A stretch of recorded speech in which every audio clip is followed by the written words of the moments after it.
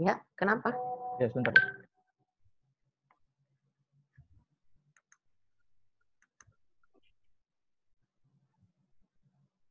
Nah, salah satu upaya Puskesmas dalam penyelenggaraan program-programnya itu juga dilakukan dalam lintas program dan lintas sektoral. Jadi kalau lintas sektoral artinya membangun kerjasama di luar dari Puskesmas itu sendiri, bisa dari swasta atau organisasi masyarakat atau organisasi non pemerintah.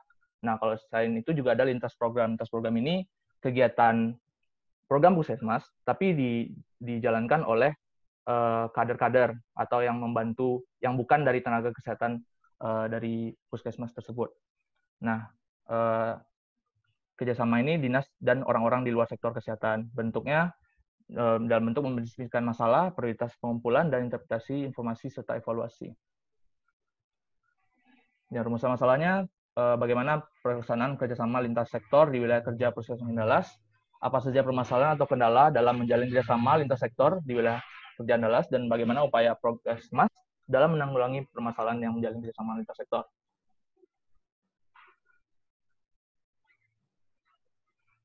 Kita akan membagi tujuannya dalam tujuan umum, tujuan khusus, dan metode penulisan. Tujuan umumnya tentu mengetahui dan memahami kerjasama lintas sektor wilayah Puskesmas Andalas, dan tujuan khususnya mengetahui pelaksanaan, mengetahui permasalahan, dan mengetahui upayanya dalam menanggulangi permasalahan. Metode ini dalam berujuk bagi literatur, dan juga karena belum ada kelompok yang khusus dalam Puskesmas tertentu, hari ini saya akan melaporkan case-nya dalam bentuk laporan tahunan Dinas Kesehatan Kota Padang. Jadi program Puskesmas Andalas yang saya cari itu di dalam laporan tahunan Dinkesnya Kota Padang tahun 2018 edisi 2019.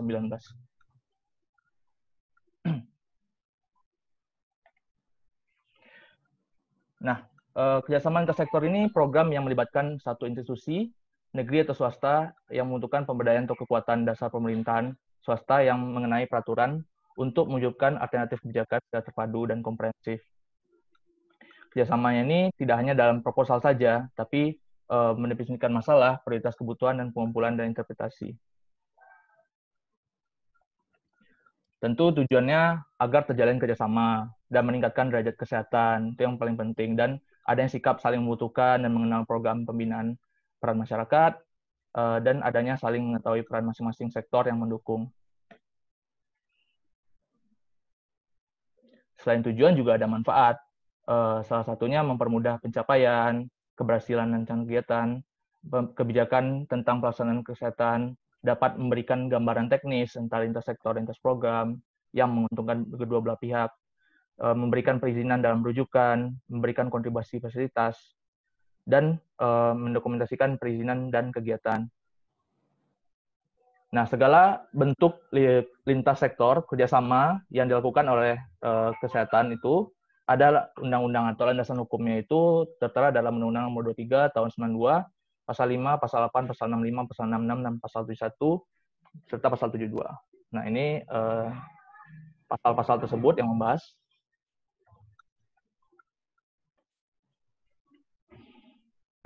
Kemitraan kesehatan ini dilakukan dalam menerapkan Undang-Undang Nomor 36 tentang bab 4 tentang tanggung jawab pemerintah secara khusus di pasal 14, yang mana berfungsi untuk tanggung jawab pemerintah dalam ketersediaan fasilitas dan lingkungan untuk mencapai derajat kesehatan yang setinggi-tingginya. Jadi di sini ada tanggung jawab pemerintah yang harus diimbangi oleh peran serta masyarakat, termasuk ormas yang saya sebutkan seperti tadi. Akan tetapi masyarakat harus aktif juga berupaya mewujudkan, mempertahankan, dan meningkatkan derajat kesehatan masyarakat yang setinggi-tingginya. Jadi saling kerjasama.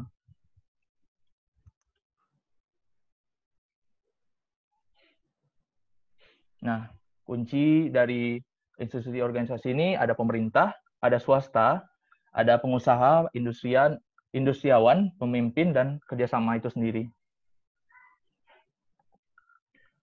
Baik, analisis situasi. Sebelumnya, ini adalah data Kota Padang. Jadi di dalam laporan tahunan ini tidak menampilkan khusus dari wilayah kerjanya Puskesmas Andalas yang ada secara keseluruhan Kota Padang. Jadi saya akan menampilkan keadaan geografis dari Kota Padang secara singkat saja. Luas daerah sekitar 700.000 km persegi, terletak di pantai barat. Ada 11 kecamatan, salah satunya yang Puskesmas Andalas ini adalah Padang Timur, dengan total penduduk di Kota Padang ada 939.000 jiwa. Yang terbanyak ada di Kota Tengah, yang paling sedikit ada di Kecamatan Bungus, Teluk Kabung. Nah, sarana-sarana kesehatan yang ada di Kota Padang itu mulai dari maksud saya yang dari puskesmasnya itu ada puskesmas itu sendiri, kemudian ada pustu, ada poskeskel, dan ada puskesmas keliling. Bedanya yang puskesmas ini yang setiap hampir di seluruh kecamatan itu ada, bahkan ada yang melebihi jumlah dari kecamatan kita, kan ada 11, nih sekarang ada 23 unit puskesmas yang ada yang punya fasilitas rawatan dan ada yang tidak ada punya. Yang Andalas ini kan punya fasilitas rawatan. Selain itu juga ada pustu, puskeskel, puskesmas keliling. Bedanya puskesmas keliling ini menggunakan fasilitas kendaraan. Nah, ini secara garis besar juga dari rumah sakit hingga apotek, posyandu, toko obat. Nah, secara tenaga kesehatan, kita di Kota Padang ini memiliki 1.236 total tenaga kesehatan yang terdiri dari PNS, honorer, PTT, dan volunteer.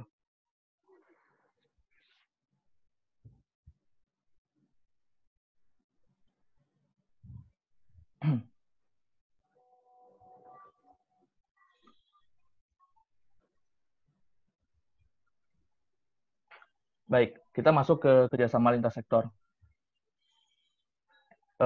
Jadi dari lintas sektor, itu karena dia bagian dari, puskesmas ini bagian dari secara besarnya adalah camat yang paling tinggi, jadi lintas sektor yang pertama yang kita bahas itu adalah kecamatan. Dia itu berperan dalam penanggung-jawaban dan pembangunan secara menyeluruh, yang bagian di mengkoordinasikan hasil kegiatan, memberikan masukan, dan juga memberikan perizinan. Jadi segala-gala hal yang berhubungan dengan formalitas itu diterapkan di camat. Program-program apa yang akan dikerjakan itu dalam ruang lingkupnya puskesmas ini diizinkannya dari camat gitu.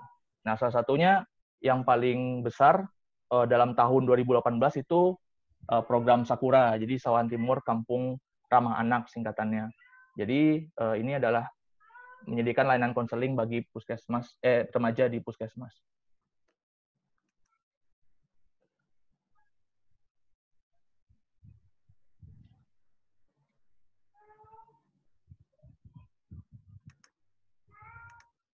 Ya, kenapa?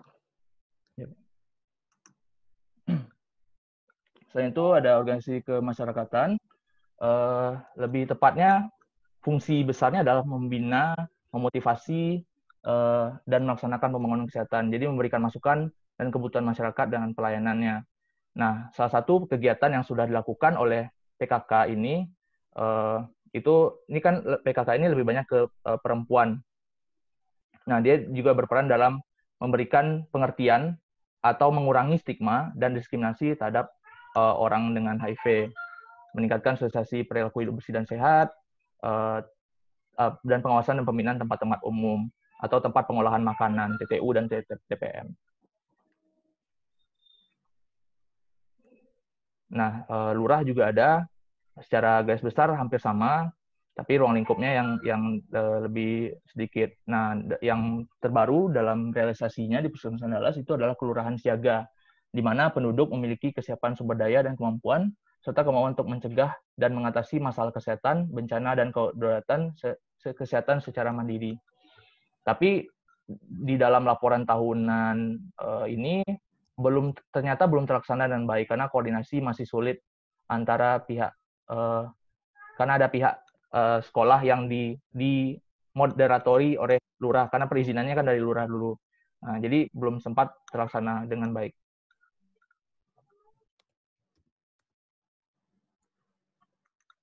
Nah, dinas pendidikan juga ada UKS, ada bulan imunisasi anak sekolah, ada penyuluhan dan screening tentang narkoba dan zat adiktif, dan juga penyuluhan perilaku hidup bersih dan sehat.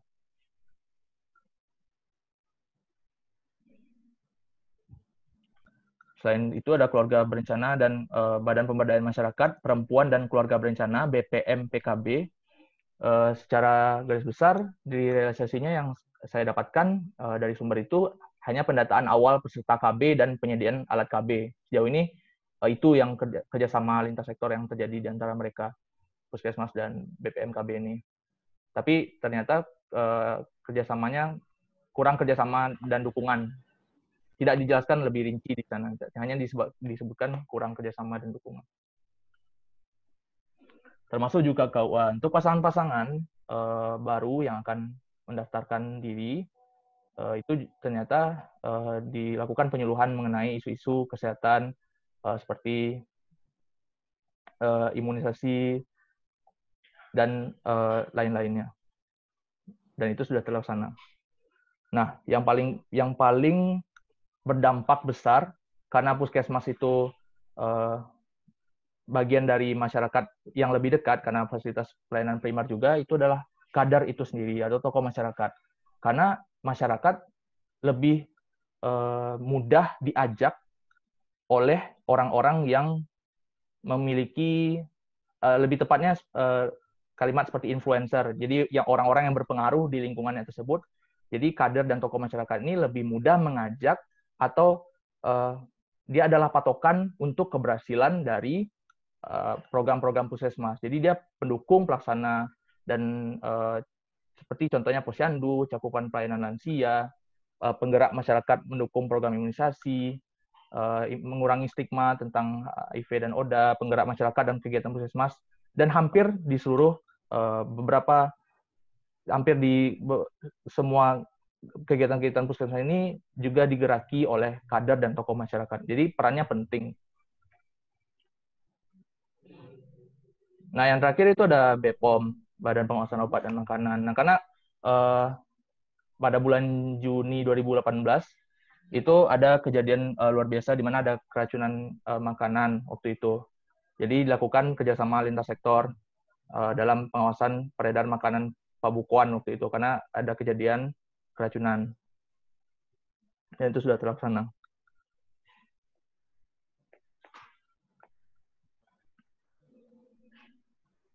Nah, dalam upaya untuk menjaga tetap terlaksananya kerjasama, itu kita perlu melakukan pencatatan pelaporan dan evaluasi. Maksudnya adalah dilakukan pencatatan hasil analisa peran lintas program dan lintas sektor.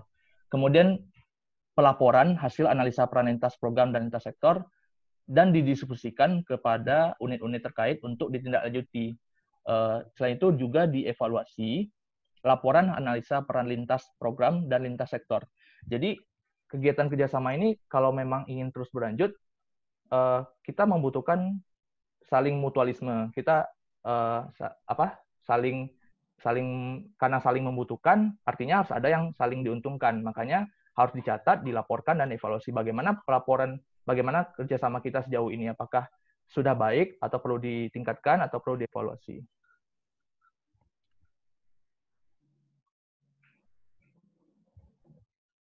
Nah, dari kerjasama lintas sektor yang dilakukan oleh Puskesmas Andalas ini, sesuai dengan Permenkes nomor 75 tahun 2014, dia telah melakukan kerjasama lintas program dengan baik, kerjasama dengan program Puskesmas lainnya, dengan dinas atau aparat pemerintah untuk mengoptimalkan program Puskesmas itu sendiri.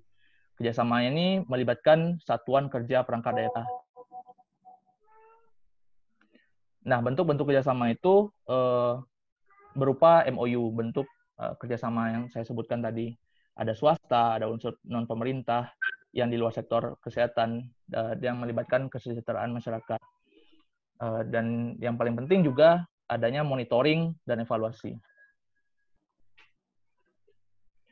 Kita mulai dari camat tadi.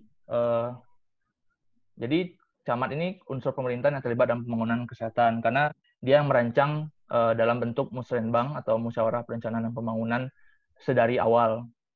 Nah, makanya program yang ditetapkan di camat secara garis umum dibentuk dalam programnya Puskesmas yang khusus gitu. Jadi awalnya berupa musrenbang yang besar, baru ditetapkan keputusannya dan kerjasamanya dibentuk oleh Puskesmas juga. Dia mengkoordinasikan kegiatan dan tindak lanjuti kegiatan yang dilaksanakan oleh Puskesmas, memberikan masukan dan dukungan dalam upaya meningkatkan kebutuhan masyarakat akan pelayanan kesehatan. Selain itu, Lurah memberikan dukungan kebijakan juga, membuat SK penetapan kader posyandu yang kerjasama yang baru ditetapkan belakang ini. Namun ada masalah antara kerjasama Lurah dan posyandu, karena masih ada di dalam laporan itu ternyata ada masalah yang posyandu ini masih belum memiliki tempat untuk melakukan kegiatan. Ada beberapa tempat yang menumpang di kantor lurah atau di tempat-tempat umum lainnya gitu.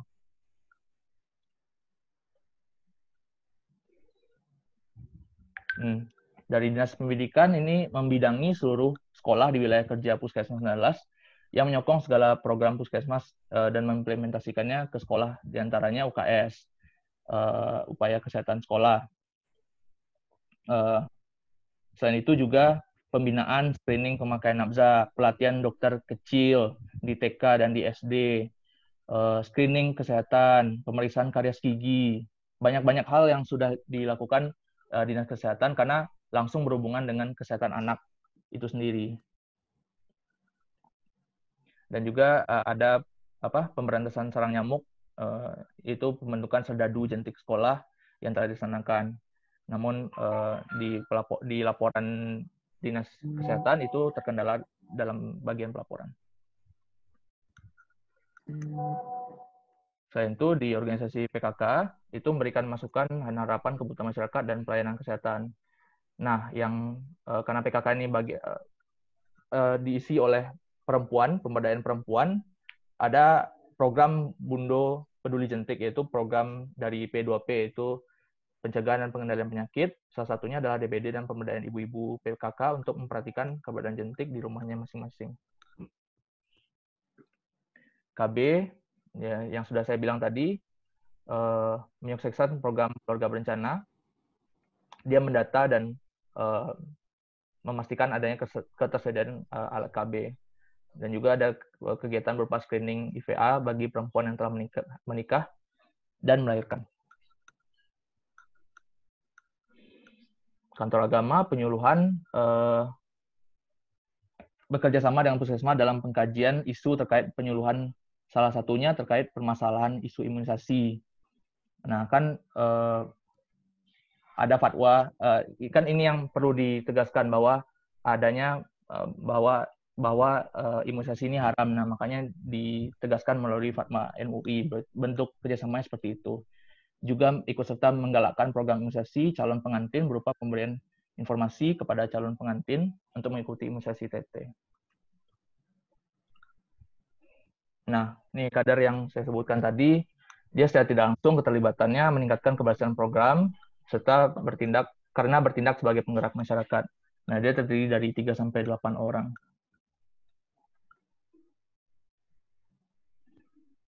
Kesimpulannya, kerjasamanya sudah berjalan dengan baik dalam meningkatkan kesehatan masyarakat Padang, khususnya masyarakat di Kecamatan Padang Timur. Kerjasamanya antara Puskesmas Dalas dan sektor lainnya itu dibentuk dalam MOU. Namun ada evaluasi, yaitu permasalahannya berupa pelaksanaan kegiatan, dan itu perlu kita tindak bagaimana meningkatkan mutu dan kerjasama efektif serta komunikasi yang baik. Nah, saran diharapkan kepada Kepala Puskesmas dan staf untuk memanfaatkan dengan baik setiap kebijakan kerjasama dengan saling berkoordinasi. Setidaknya bentuk grup seperti WhatsApp atau media sosial lainnya yang mempermudah komunikasi. Diharapkan juga dapat meningkatkan kerjasama lintas sektor yang berkaitan dipengaruhi oleh lintas sektor lainnya, seperti mempertimbangkan kerjasama rumah sampah yang ada di Kecamatan Padang Timur, karena salah satu masalah yang ada di lingkungan bagian dari Kecamatan Padang Timur yang yang diatur oleh Puskesmas Andalas itu adalah masih adanya sampah, dan itu perlu rumah sampah, tempat-tempat sampah tersebut. Selain itu, Puskesmas sebaiknya memperjelas jenis kerjasama yang dilakukan agar hasil kerjasamanya memuaskan semua pihak. Jadi, kerjasama-kerjasama ini nantinya dapat berbuah dan saling menguntungkan, dan juga pada akhirnya mensukseskan program dari Puskesmas itu. Baik, terima kasih. Saya kembalikan kepada moderator.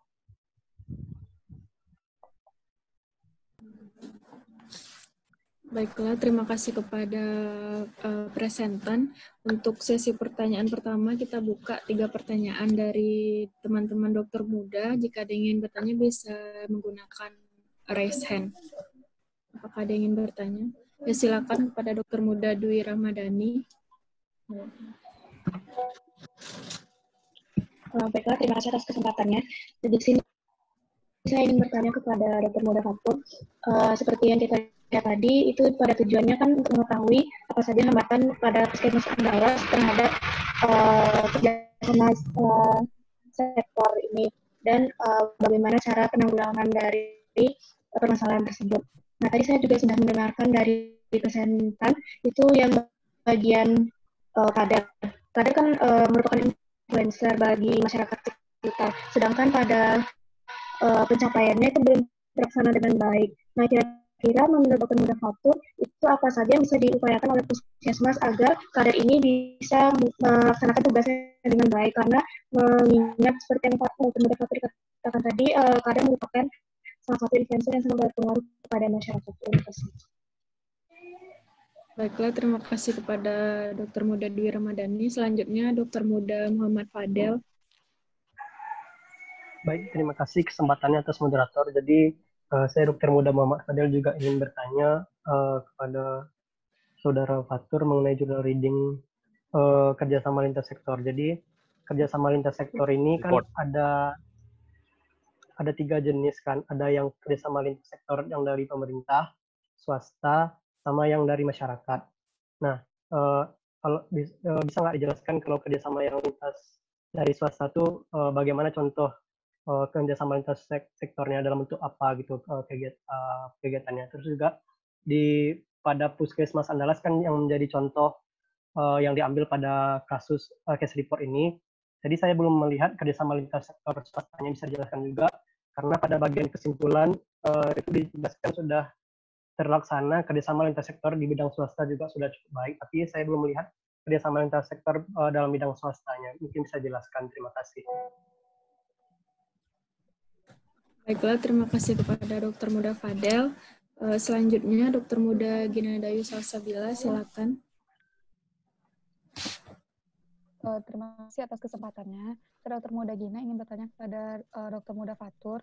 Hampir sejalan dengan pertanyaan Dr. Muda Dwi tadi, jika misalkan kader yang dipilih untuk kerjasama lintas sektor dengan Puskesmas tersebut, misalkan kader ini akan dilakukan diberikan pembekalan ilmu, misalnya dari pihak KB, dari pihak yang menyelenggarakan KB tersebut. Apakah nanti itu MOU-nya diatur oleh Puskesmas atau MOU-nya itu perbagian lagi, misalnya dengan kader dengan pihak KB atau diaturkan oleh pihak Puskesmas, ataupun misalnya pihak kelurahan dengan pihak kader atau dengan pihak-pihak lainnya itu diaturkan oleh Puskesmas, atau masing-masing sektor tersebut menyelesaikan MOU-nya sendiri.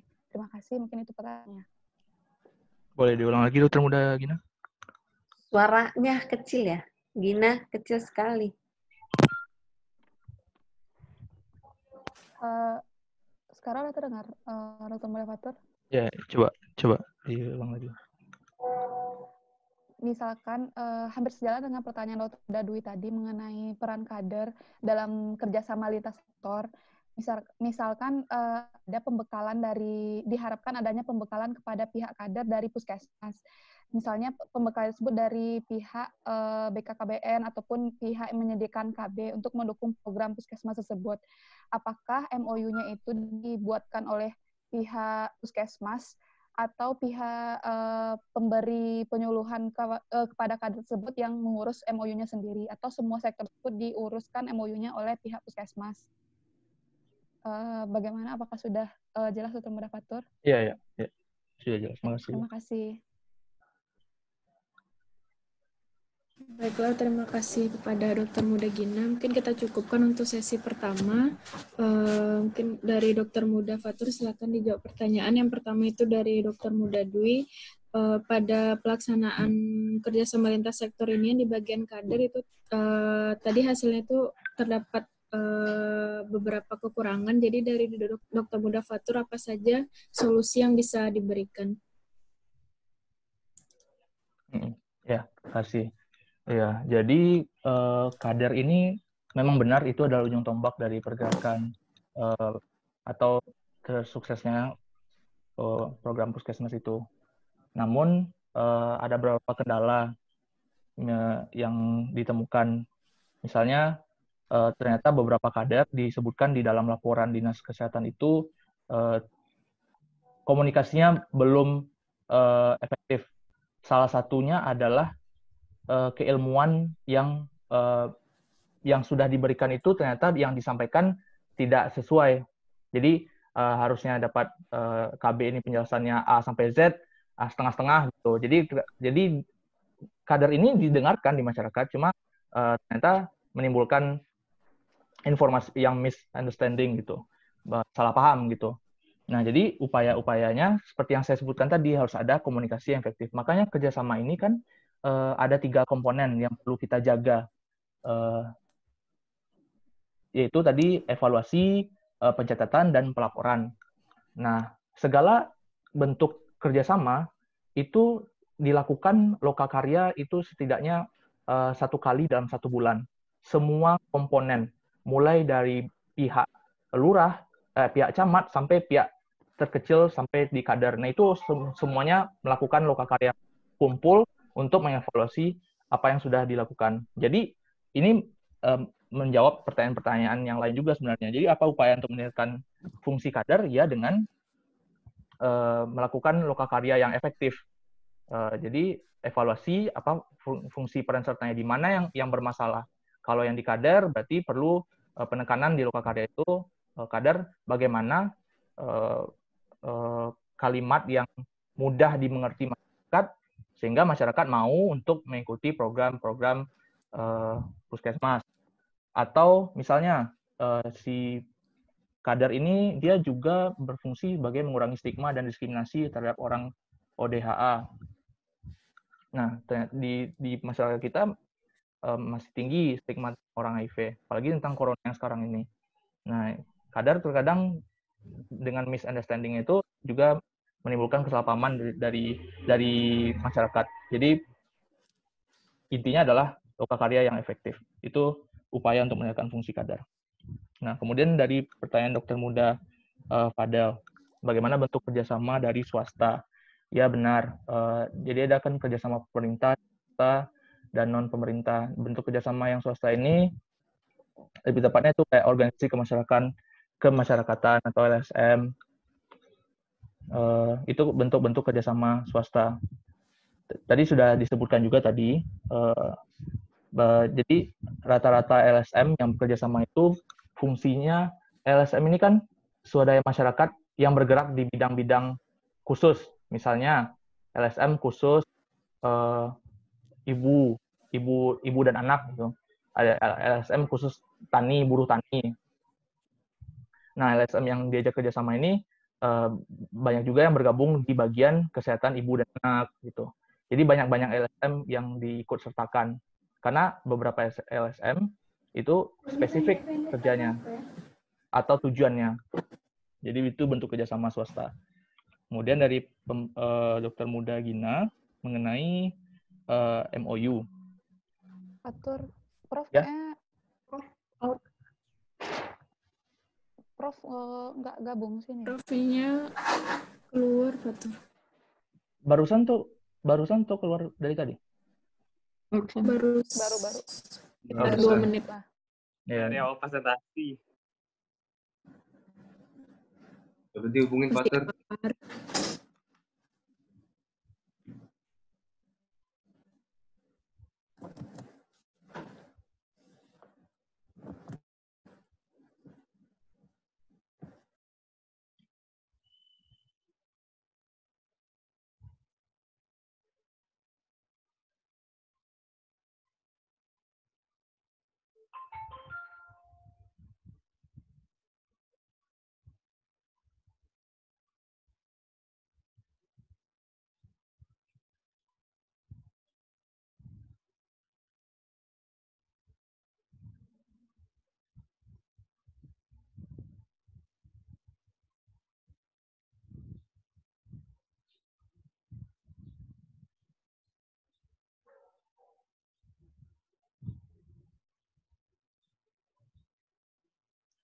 Salah di home semua.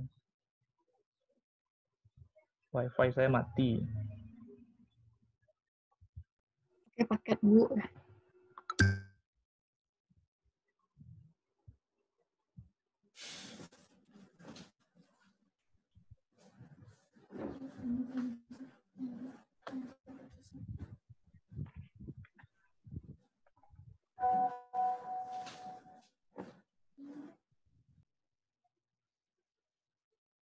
Ya, oke. Baik. Pertanyaan dari Termuda Gina mengenai MOU. Jadi untuk MOU ini seluruh kerjasama disebutkan dari tinjauan pusaka itu memang memiliki MOU seluruh lintas sektor. Jadi tidak ada yang tidak terikat dengan MOU. Nah, tapi kelemahan di sini adalah karena saya mengambil bahannya itu dari laporan Dinas Kesehatan Kota Padang, tidak spesifik dari dari Puskesmas Andalas, itu tidak disebutkan mengenai kerjasama ini dalam bentuk MOU-nya, evaluasinya seperti apa gitu.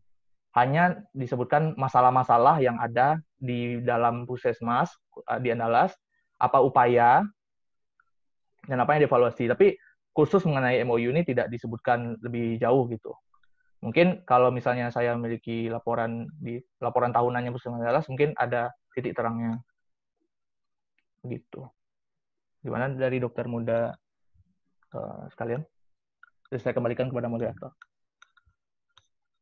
Baiklah, terima kasih pada Dokter Muda Fatur. Untuk Dokter Muda Dwi, Fadel, dan Gina, apakah ada yang ingin ditanyakan lagi?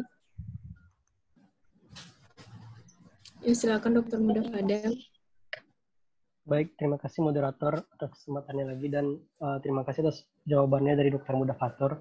Mungkin tadi pertanyaannya mungkin belum cukup jelas bagi Dokter Muda Fatur yang ingin saya tanyakan di sini. Di sini kan menurut yang Dokter Muda Fatur sampaikan tadi kan ada lintas sektor itu ada yang bagian unsur pemerintah, swasta atau dunia usaha, dan non pemerintah atau yang masyarakat. Nah, tadi yang saya tanyakan itu yang bagian swasta. Mungkin tadi Fatur menjelaskan yang bagian non pemerintah. Soalnya LSM itu kan termasuk yang non pemerintah. Seperti itu. Jadi yang ingin saya tanyakan itu yang bagian swasta. Karena yang bagian swasta itu kan ada bilang kalangan bisnis, pengusaha, dan industri. Jadi itu yang ingin saya tanyakan. Karena saya masih belum paham mengenai yang kerjasama lintas sektor bagian yang swasta tersebut. Dan juga bagaimana penerapannya di Puskesmas Andalas yang Fatur ambil sebagai case report kali ini, itu maksudnya tadi. Ya, baik. Salah satu bentuk kerjasama yang swasta, kembali lagi sebenarnya ini yang data yang kita dapatkan tuh memang tidak spesifik untuk Puskesmas Andalas. Dia hanya menyebutkan yang puskesmas secara keseluruhan. Tapi yang saya tampilkan di dalam 8 kategori ini memang merujuk ke Puskesmas Andalas. Memang jelas disebutkan Puskesmas Andalas gitu. Nah, kalau yang swasta, ini secara keseluruhan disebut ada mengenai kerjasama dalam tata boga.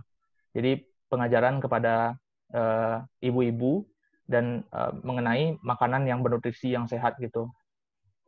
Jadi bentuk kerjasama yang swastanya dari pihak sana. Namun saya tidak bisa menyimpulkan kalau itu kerjasama swasta khusus di Puskesmas Andalas. Apakah sudah jelas Termuda Fadel? Baik, mungkin berarti salah satu contohnya memang yang dalam dunia usaha itu yang tata boga itu yang dalam industri makanan berarti ya? Ya, benar. Terima kasih.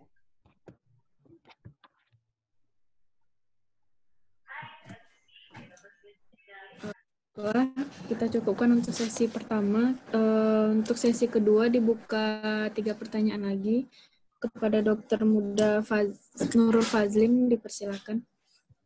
Baiklah, terima kasih kepada moderator. Izinkan saya untuk bertanya kepada presentan Dr. Muda Fatur. Jadi tadi di dalam presentasi saudara telah dinyatakan tentang puskesmas yang terbagi dua, yaitu puskesmas rawatan dan non-rawatan. Jadi yang ingin saya tanyakan di sini, apakah puskesmas rawatan itu ikut serta atau tidak dalam kegiatan kemasyarakat atau fokusnya cuma ke rawatan saja, ataupun dua-duanya rawatan dan non-rawatan tetap ikut serta dalam kegiatan kemasyarakat, cuman yang membedakan hanya pemberian rawatan ke pasien. Kemudian untuk pertanyaan yang kedua tentang dana dari kegiatan-kegiatan yang dilakukan di Puskesmas. Seperti yang telah dijelaskan tadi kan, Saudara Fatu mengatakan terdapat kerjasama lintas sektor dan lintas program yang mana melibatkan kerjasama swasta, organisasi masyarakat dan juga NGO. Jadi yang ingin saya tanyakan, apakah dana yang dialokasikan untuk program-program di Puskesmas ini datangnya hanya dari Puskesmas saja, atau yang dari tiga-tiga sektor itu turut berkontribusi di dalam pemberian dana untuk kegiatan di Puskesmas? Mungkin itu, terima kasih. Baiklah, terima kasih Dr. Muda Nurul Fadlin. Selanjutnya Dr. Muda Mutia Oktaviani. Baik, terima kasih moderator. Izin bertanya kepada presenten. Jadi terkait kerjasama dengan Balai POM. Di sini kan presenten mempresentasikan tentang pengawasan peredaran makanan pembukuan. Jadi kan itu kerjasamanya di Puskesmas Andalas. Bagaimana terhadap pengawasan obat terkait misalnya kan ada posyandu, bagaimana vaksin-vaksinnya, apakah di dalam tahun 2018-2019 ini tidak ada pelaksanaan pengawasan obat tersebut dengan Balai POM. Terima kasih. Baiklah, terima kasih Dr. Muda Mutia Oktaviani. Selanjutnya kepada Dr. Muda Aristia. Terima kasih moderator. Sebelum saya bertanya, kira-kira dicek dulu suara saya terdengar dengan jelas. Ya, terdengar. Sudah terdengar. Terima kasih juga kepada presentasinya. Saya ingin bertanya, tadi kan kalau tidak salah presenter pada saat sesi di kader dan tokoh masyarakat, presenter menyatakan kalau misalnya tokoh masyarakat itu adalah influencer. Yang ingin saya tanyakan adalah kira-kira tokoh masyarakat yang dapat digunakan untuk kerjasama itu berasal dari golongan apa saja, dan apakah perannya itu nanti disamaratakan dengan kader atau hanya sebagai KIE saja, atau mungkin ada peran-peran lain yang bisa terima kasih pada presentasi. Tunggu saya konfirmasi ulang. Tadi yang apa? Yang barisan kalimat terakhir? Kira-kira perannya apa saja gitu, yang dapat ditunya? Apakah untuk KIE aja ataukah ada yang lebih? Terima kasih. Oke.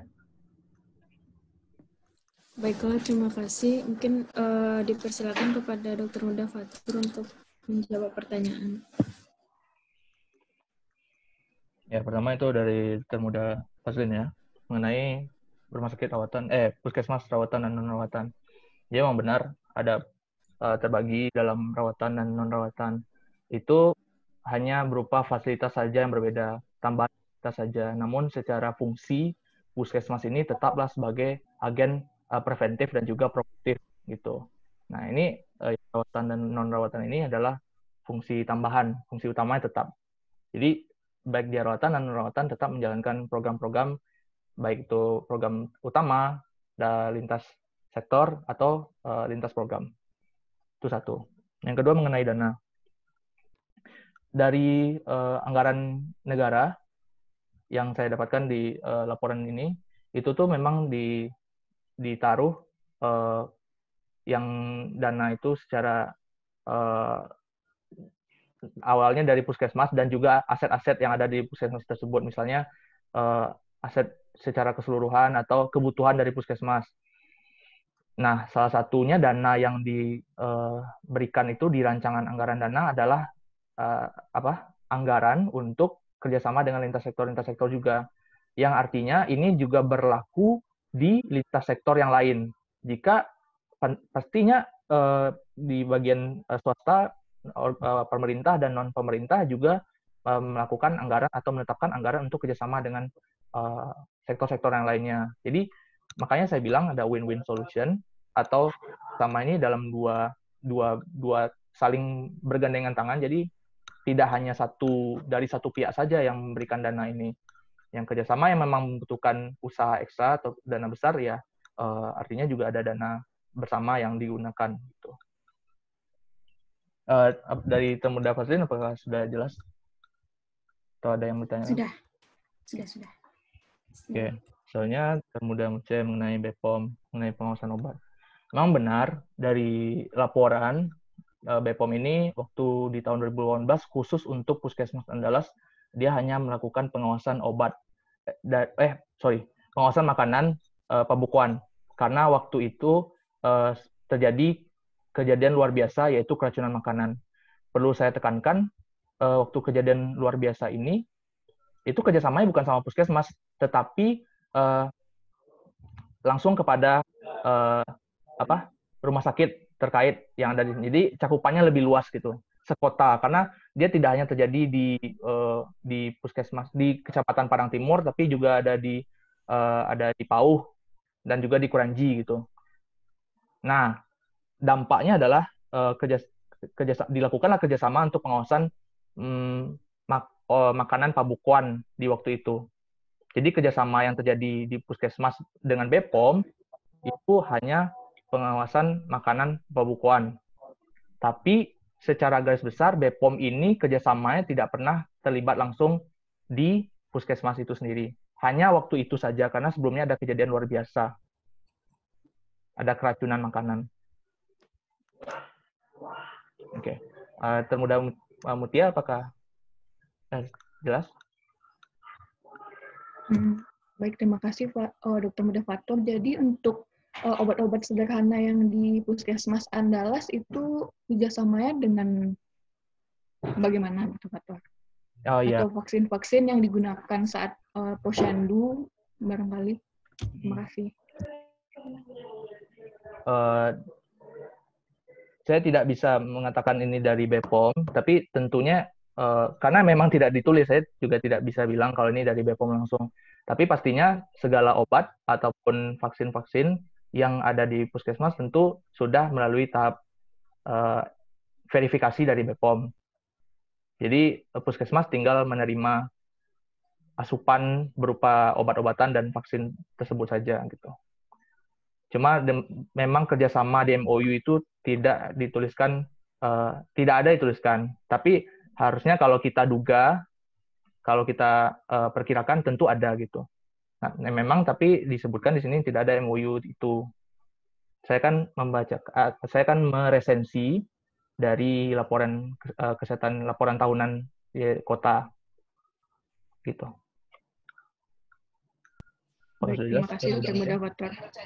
Baik, cukup. Terima kasih Dr. Muda Fatur. Nah, ya. Selanjutnya tanya dari Dr. Mudaria mengenai peran kader. Kita harus tahu kader ini dia itu yang bisa diajak sebagai kader adalah orang-orang yang tinggal atau berdomisili di daerah tersebut. Dia setidaknya minimal tamatan SMA dan memiliki keinginan untuk meningkatkan kesehatan daerahnya. Nah, itu syarat kader itu sendiri.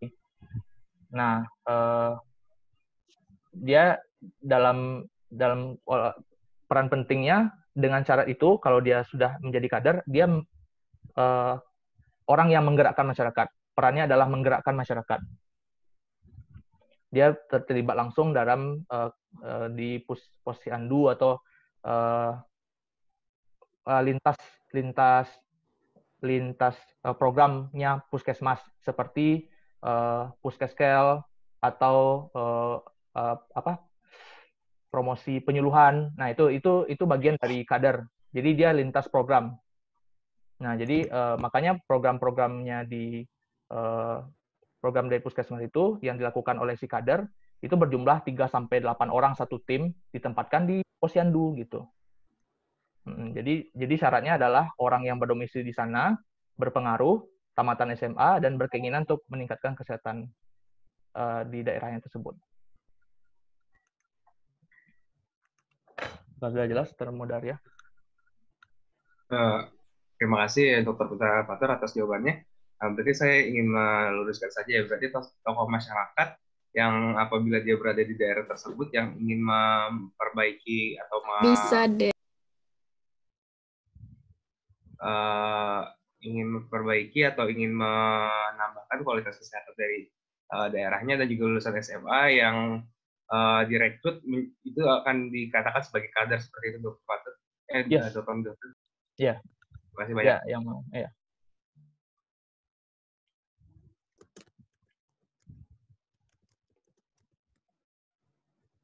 Saya kembalikan ke moderator. Baiklah, terima kasih pada Dr. Muda Fatur Rahman. Untuk dokter muda yang lain, apakah masih ada yang ingin bertanya? Ya, silakan kepada Dr. Muda Nadia Hair. Terima kasih atas kesempatannya Dr. Muda Suci. Jadi saya ingin bertanya kepada Dr. Muda Fatur. Jadi bagaimana alur yang harus kita lalui untuk melibatkan lintas sektor dalam perencanaan yang dilakukan oleh Puskesmas? Terima kasih. Terima kasih Dr. Muda Nadia Hair. Untuk teman-teman dokter muda yang lain, apakah masih ada yang ingin bertanya? Jika tidak, mungkin dipersilakan kepada, kepada dokter muda Indah, dipersilakan. Terima kasih kesempatan yang moderator. Saya ingin bertanya kepada Dr. Muda Fatur. Mungkin sama dengan mirip sejalan dengan pertanyaan dari Dr. Muda Nadia tadi tentang bagaimana cara atau alur kerjasama dengan lintas sektor tersebut. Nah, untuk lintas sektor tersebut, apakah dia hanya terbatas pada satu program di tahun ini atau dia itu bersifat berkelanjutan atau berkesinambungan untuk tahun-tahun berikutnya? Dan bagaimana cara untuk menilai apakah suatu kerjasama dengan lintas sektor itu berhasil atau tidak? Terima kasih. Baiklah, terima kasih kepada Dr. Muda Indah. Untuk teman-teman yang lain, apakah ada yang ingin bertanya lagi? Baiklah, jika tidak ada, kita cukupkan untuk Dr. Muda Fatur Rahman. Dipersilakan menjawab pertanyaan Dr. Muda Nadia dan Indah.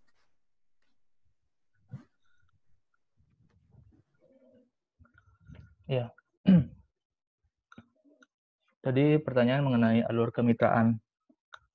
Jadi yang perlu dilakukan dalam ini sekaligus juga menjawab Dr. Muda Indah mengenai berkesinambungannya kerjasama. Jadi awalnya kan saya bilang tadi adanya musresbang atau musyawarah untuk pembangunan. Nah itu ada perwakilan-perwakilan dari beberapa lintas sektor yang dikumpulkan oleh institusi pemerintah formal, contohnya kecamatan. Oke. Nah, dengan adanya program secara garis besar, program umum, misalnya meningkatkan kesehatan ibu dan anak. Nah, itu sudah ditetapkan oleh dari camat. Nah, sekarang si Puskesmas melakukan dari instruksi yang sudah diterima oleh camat tersebut atau instruksi terkait.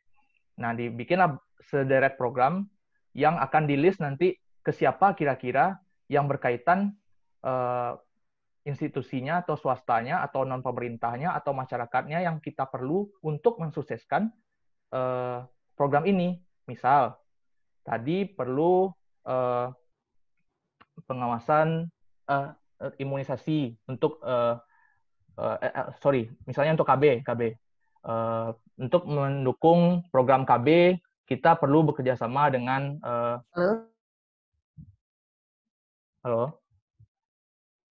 kita perlu melakukan kerjasama dengan misalnya pemberdayaan masyarakat khusus KB gitu, atau misalnya dengan obat-obatan dan juga makanan itu kerjasama dengan BPOM gitu. Nah itu kan di list gitu. Nah nanti kita melakukan proposal untuk karena yang awalnya inisiasi program kan kita, jadi kita lakukan proposal, kita berikan, nanti diterima. Nah kalau misalnya setuju, dilakukanlah inisiasi dan dirancang gitu, dilaksanakan di tahun depannya. Nah kemudian bagaimana untuk menilai apakah kerjasama tersebut efektif atau tidak? Tadi sudah saya sebutkan di penjelasan bahwa ada 3 tahap, yaitu pencatatan, pelaporan, dan evaluasi. Jadi dilakukan pencatatan hasil analisanya. Bagaimana sejauh ini, apakah sudah berhasil, terus dilaporkan gitu. Dan dievaluasi. Bentuk evaluasinya adalah lokakarya. Lokakarya itu kita kalau dalam UKM labjak gitu. Jadi labjak dikumpulkan seluruh staf-staf atau mahasiswa untuk menelaah atau apakah bentuk-bentuk program kita selama ini sudah berhasil dalam setahun belakangan ini. Dan seluruh bentuk kerjasama itu dirancang tahun sebelumnya untuk dilakukan tahun ini gitu. Oke, saya rasa itu sudah menjawab dari dua dokter muda penanya. Apakah ada komentar? Terima kasih Dr. Muda Fatur atas penjelasannya. Baiklah, terima kasih kepada Dr. Muda Fatur. Mungkin selanjutnya dipersilakan kepada Dr. Muda Rizka untuk menyampaikan pertanyaan. Baik, terima kasih Dr. Muda Suci atas kesempatannya. Jadi saya ingin bertanya kepada Dr. Muda Fatur terkait kerjasama lintas sektor ini kepada siapa, maksudnya siapa yang akan mengawasi kelancaran dari kerjasama lintas sektor ini? Kalau misalnya di rumah sakit kan ada audit medik. Kalau untuk kerjasama lintas sektor ini pada siapa? Terima kasih. Baiklah, terima kasih kepada Dr. Muda Rizka. Mungkin dipersilakan aja kepada Dr. Muda Fatur untuk langsung menjawab pertanyaan.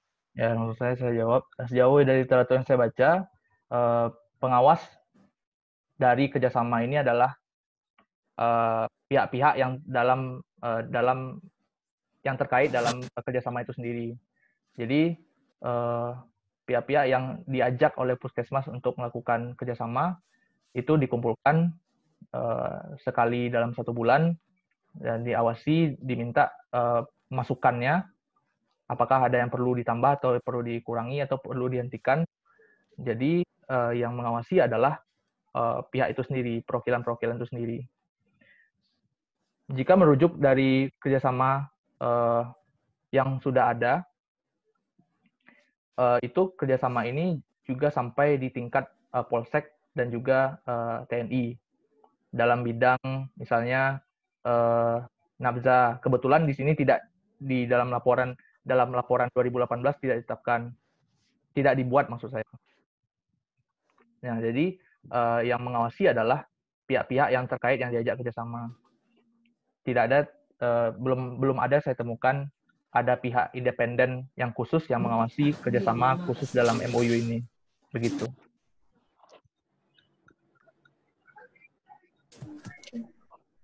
Baiklah, terima kasih pada Dr. Muda Fatur. Untuk Dr. Muda Rizka, apakah ada yang ingin ditanyakan lagi? Sudah cukup, terima kasih. Oh, tidak. Cukup untuk sesi ketiga ini. Dari teman-teman dokter muda yang lain, apakah ada yang ingin bertanya? Jika tidak, kita lanjutkan kita lanjutkan feedback dari Profesor Dr. Rizanda Mahmud MKes. Mungkin kepada Ibu dipersilakan. Baik, Bismillahirrahmanirrahim. Assalamualaikum warahmatullahi wabarakatuh. Waalaikumsalam warahmatullahi wabarakatuh.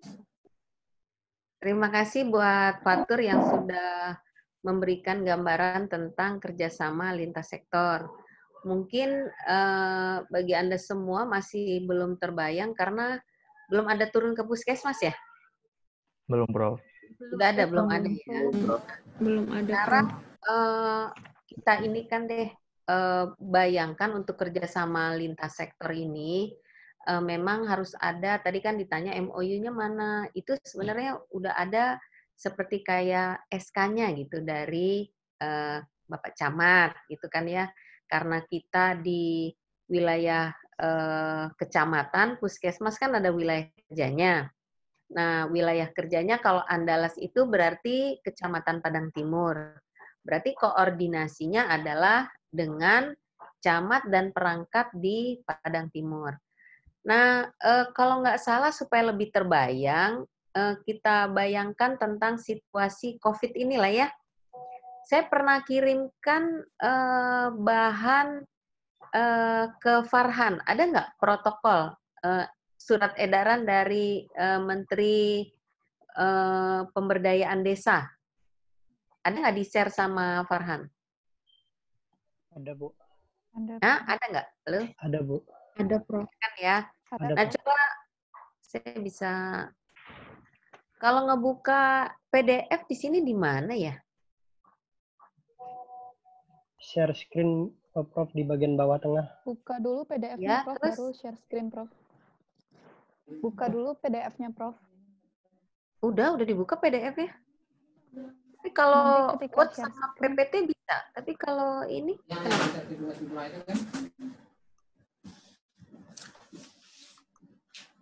Ini. Udah kelihatan nggak inian laptop saya? Lagi loading, Prof. Ini ada? Kelihatan?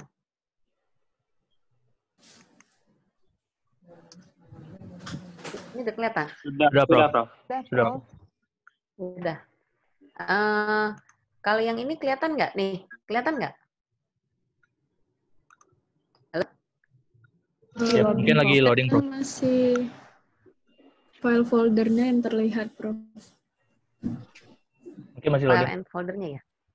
Prof Hah? udah Masih membuka loading? filenya, udah kebuka sama Prof? Udah. Nah, udah. Nah, mungkin masih loading. Yang Prof. terbuka yang mana nih? File foldernya, Masih Prof. tampilan folder. Masih folder? Iya, Prof. Belum ini ya? Belum filenya, Prof. Belum filenya. Ini juga masih belum? Belum, Belum, Prof. Prof. Belum, Prof. Kemana ya? Saya juga bingung nih. Coba saya buka di sini.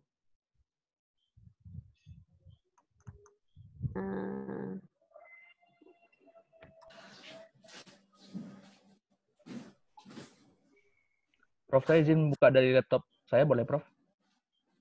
Ya gitu aja lah. Ya. Lama banget. Coba buka yang protokol lawan desa lawan COVID itu, Farhan. Fatur. Saya Iya, kok Bu. manggilnya Farhan mulu sih Fatur ini. Nggak apa, Prof. Berarti saya stop share dong ya. Ya, Prof. Iya, Prof. Ini udah terbuka belum?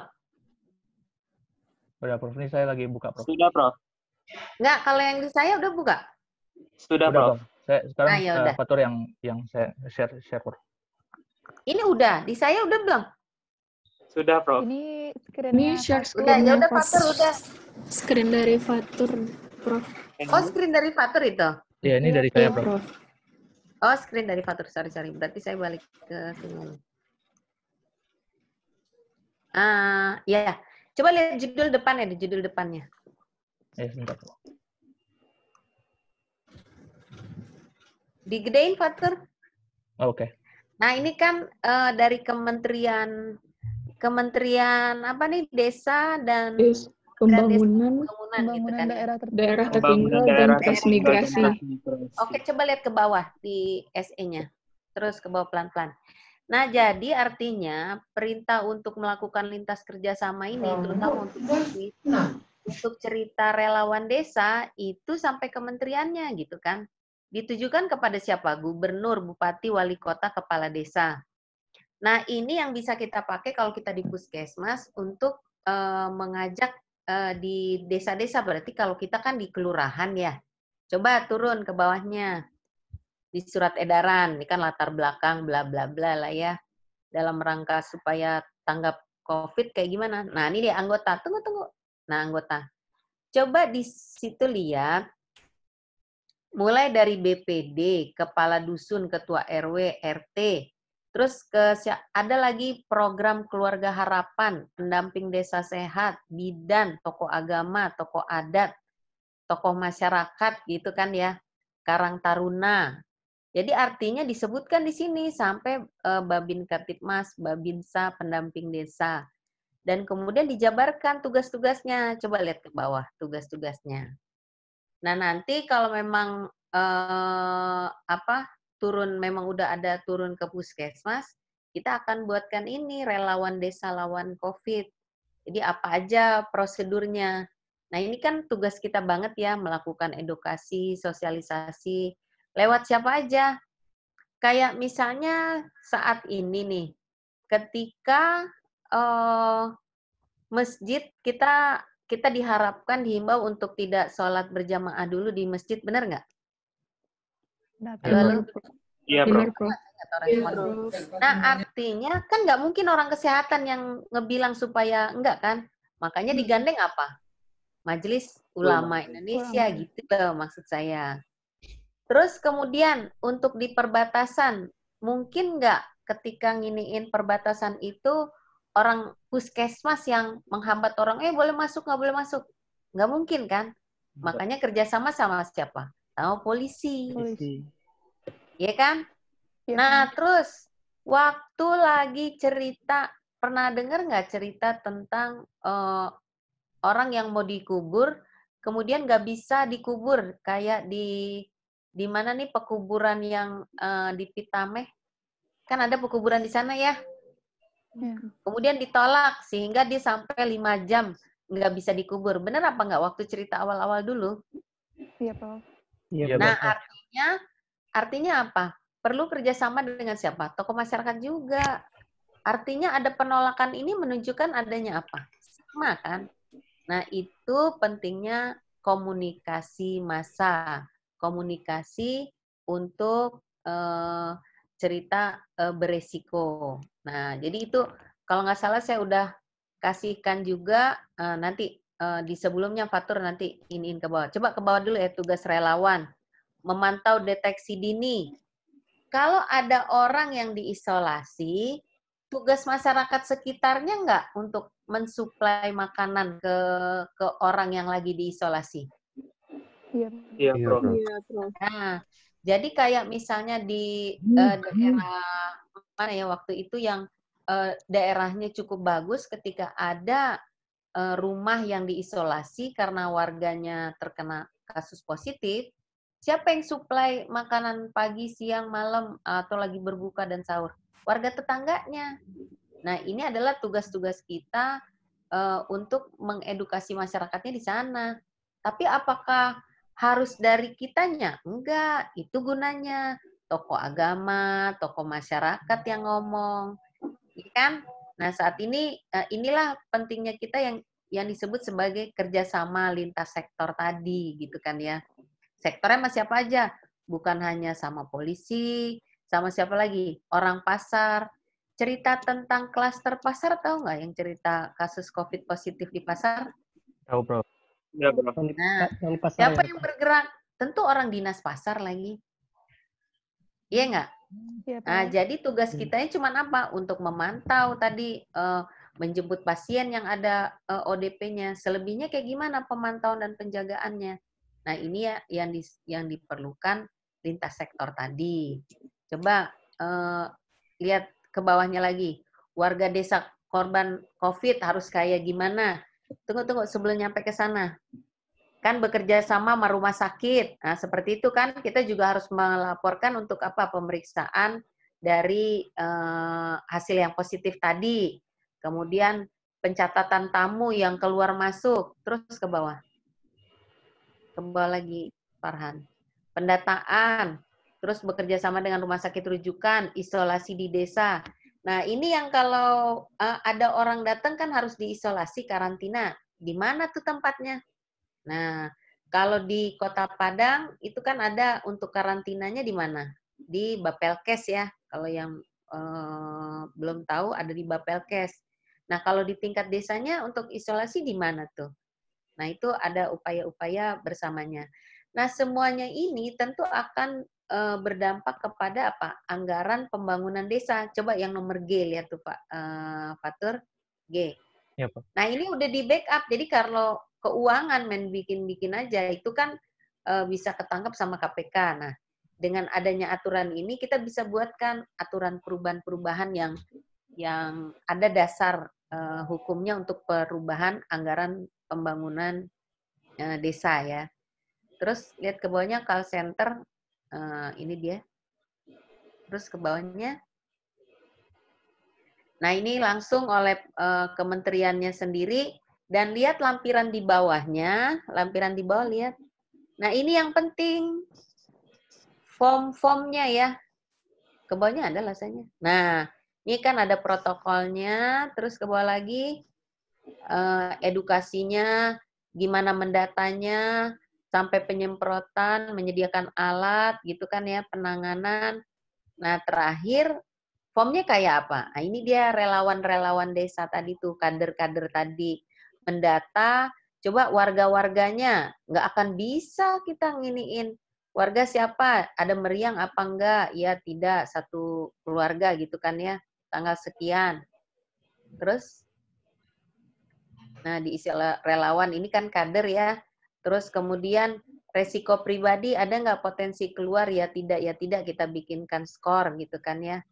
Nah, berarti beresiko tinggi. Mencari yang resiko tinggi siapa aja nih.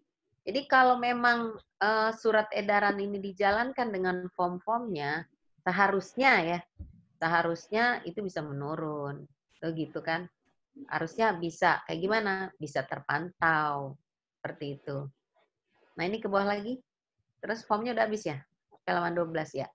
Jadi ini dia bentukan di bawahnya, terbayanglah dengan kalau COVID ini kita hubungkan, bahwa kalau buku petunjuknya sudah ada, artinya apa? Implementasi yang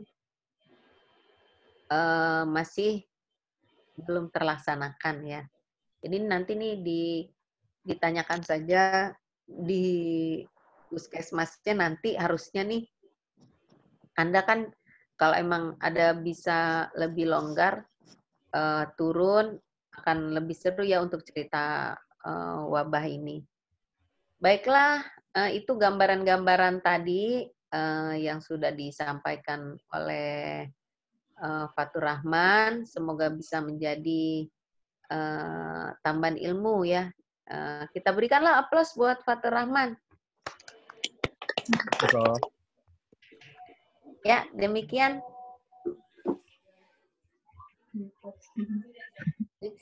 Silakan.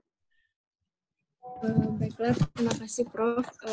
Terima kasih atas feedbacknya dari Profesor Dr. Izanda Mahmud MKes, dan juga terima kasih kepada presenter hari ini, Dr. Muda Muhammad Fatur Rahman, dan kepada teman-teman yang telah hadir.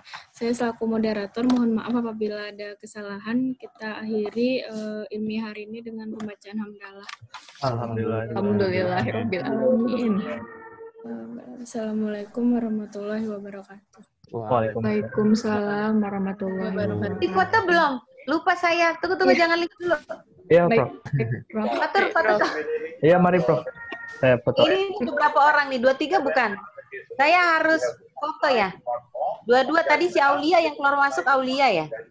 Iya, Bu. Hah? Jaringannya jelek, Bu. Udah dokumentasi.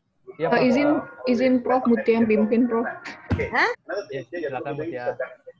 Dalam hitungan ketiga ya, Prof. Ya. 1, 2, 3. Pakai jempol lah. Pakai jempol, Prof. Ya. 1. Baik, Prof. 1, 2, 3. Baik, Prof. Oke. Terima kasih, Prof. Terima kasih, Prof. Fatur kirim ke saya ya. Tadi siapa yang foto? Suci ya? Oh, Dokter Muda Mutia. Mutia, Prof. Oh, Mutia. Oke, Mutia kirim ya ke WA saya. Terima kasih, Prof. Iya. Terima kasih, Prof.